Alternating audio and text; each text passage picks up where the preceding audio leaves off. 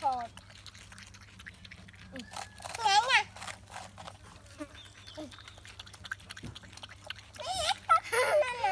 thôi trẻ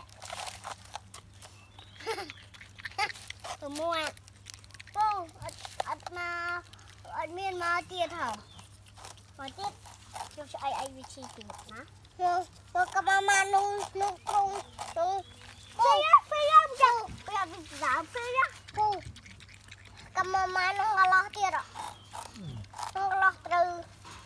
nhưng mới tiệt rồi nhưng đạp đi ai vị phi hậu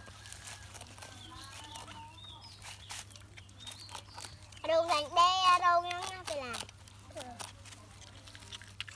nhưng mà khử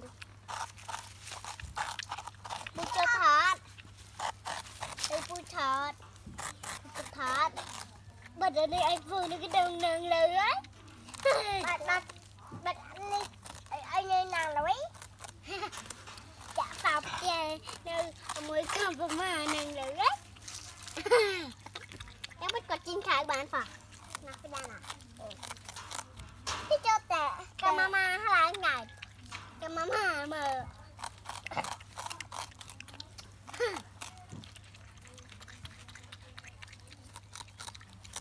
phi lưới nó bị cái đảo thì lâu rồi cho phi